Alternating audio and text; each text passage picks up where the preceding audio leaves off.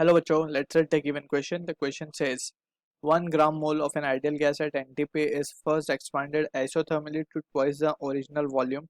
It is then compressed at constant volume till its pressure is raised to the original value. Calculate the total amount of work done given R equals to 8.3 joule per mole Kelvin.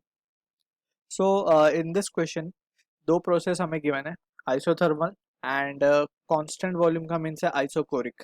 सो यहाँ पे we can से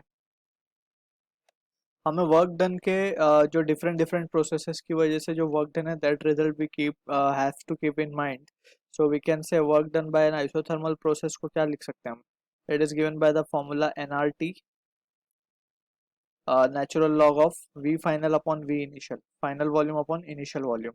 और ये हो गया isothermal के लिए. अगर हम बात करें फॉर आइसोकोरिक, जिसको हम क्या कहते हैं, वॉल्यूम कांस्टेंट के प्रोसेस को आइसोकोरिक कहते हैं.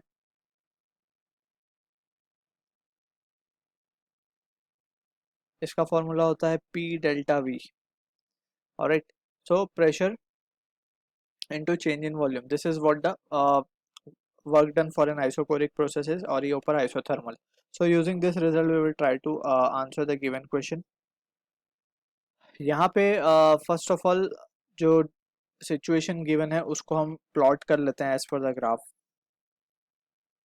सो लेट्स से ये हमारा पीवी ग्राफ है, प्रेशर एंड वॉल्यूम.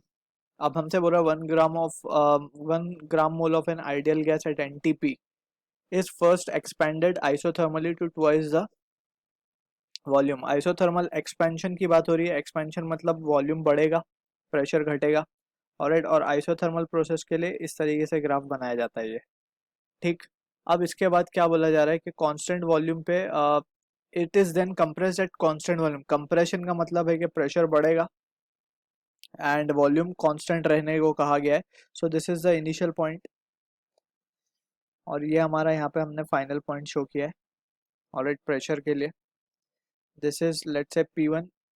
ये हम P1 कह देते हैं यहाँ पे, और यहाँ से P2 कह देते हैं क्योंकि एक्सपेंशन था तो P1 से स्टार्ट होकर P2 पे आया. देन हमसे बोल रहा है आइसोथर्मल आइसोकोरिक कंप्रेशन है. So compression till its volume red till its pressure becomes comes to the original value, यानी कि यहाँ तक चला गया वापस से.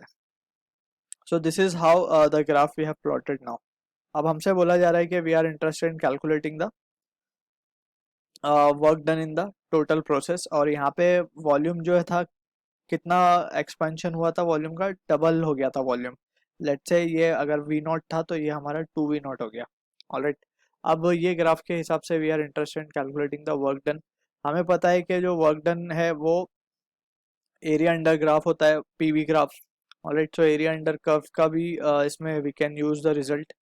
सो यहाँ पे सबसे पहले तो हमें दो प्रोसेसेस हैं, आइसोथर्मल और आइसोकोरिक. सो अगर हम आइसोथर्मल प्रोसेस की बात करें, सो work done in an isothermal process. Isothermal का मतलब होता है टेम्परेचर चेंज नहीं होना या टेम्परेचर कांस्टेंट. सो work done bye isothermal process का जैसे हमने फॉर्मूला डिस्कस किया, it is NRT natural log of, ये हो जाएगा हमारा 2V0 अपॉन V0, यानी कि 2 ही आ जाएगा सिर्फ. तो इसे इक्वेशन नंबर 1 कह देते हैं हम. ऑलराइट, अब इसके बाद जो होगा this is the work done by isochoric process. Isochoric का मतलब है वॉल्यूम रिमेन्स कांस्टेंट. सो यहाँ पे pressure into change in volume will be zero. So work done by isochoric process will be zero. So total work done क्या हो जाएगा, total work done will be WT will be NRT natural log of 2 plus 0. So यहाँ पे if you substitute the value, N हमें 1 given है, R is 8.3 into temperature हमें NTP पे कहा गया. सो NTP पे it is 293 kelvin into ln 2 की अगर हम बात करें, so this value is equals to 0.693. Alright, so finally जो रिजल्ट हमारे पास आ रहा है वो है 1.68 into 10⁻³ joule. So this is what the value we are getting for this question. I hope you understood the solution. All the best.